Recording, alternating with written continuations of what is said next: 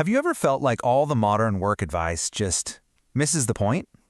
Well, today, we're going to ditch the latest productivity hacks and travel back, about 2,300 years to find a much better answer.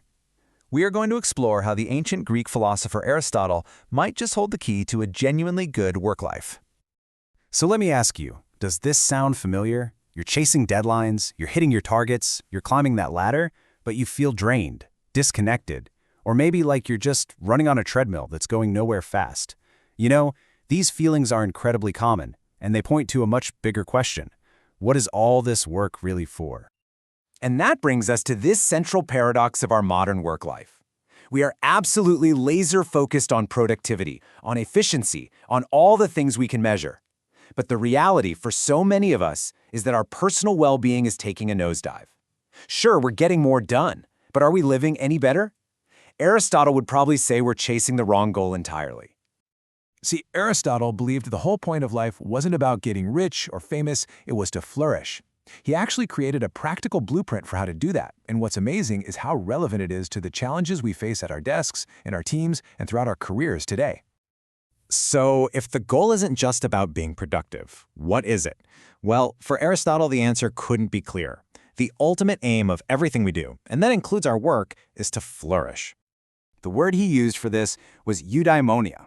Now, you'll often see this translated as happiness, but honestly, that's a bit misleading. When we think of happiness, we think of a feeling, right? It comes and goes. Eudaimonia is way deeper than that. It's about thriving, about reaching your full potential. It's that deep, lasting satisfaction that comes from, as he put it, living and doing well. So how do we get there? How do we flourish? Well, Aristotle tells us it's through a working of the soul in the way of excellence. The two key words there are working and excellence.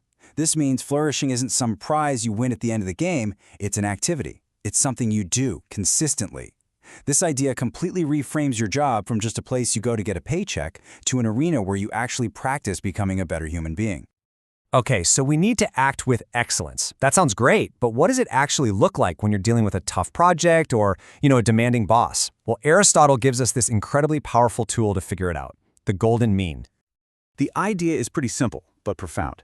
For any quality you can think of, the best path, the excellent path, is somewhere in the middle of two extremes. The extreme of having too little and the extreme of having way too much. Now, this isn't about some boring compromise. It's about finding that perfect, effective, sweet spot in any situation. Let's make this real. Okay, think about how this plays out at work. Let's take ambition. If you have too little, you're unambitious. You don't push yourself. You don't reach your potential. But if you have too much, you become overly ambitious. Maybe you're willing to step on people to get ahead. The virtue, that golden mean, is being rightly ambitious, pursuing your goals with real drive, but also with integrity. Or what about giving feedback? We've all been on both sides of this. On one end, you have the deficiency, conflict avoidance, where you say nothing and problems just fester. On the other extreme, you have that brutal honesty that just crushes people's spirits. The excellent middle path, that's constructive feedback, where you're direct and honest, but your goal is genuinely to help the other person grow. This even applies to big decisions. The deficiency here is cowardice, which today we might call analysis paralysis. You're so afraid of making the wrong choice that you make no choice at all.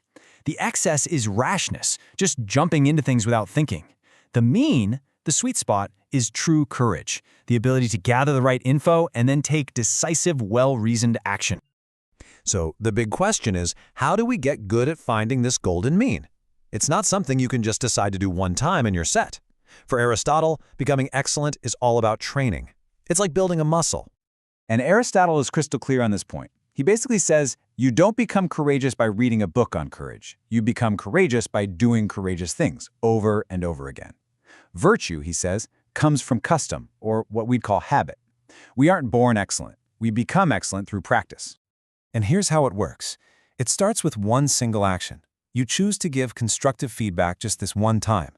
Then you do it again and again. Before you know it, these repeated actions have formed a habit.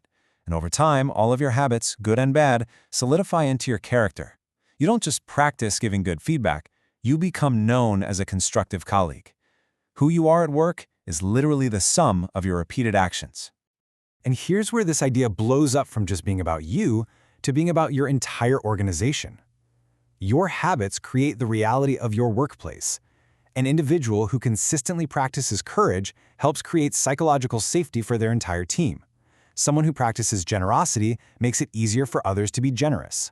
Culture isn't some poster on the wall or a memo from HR.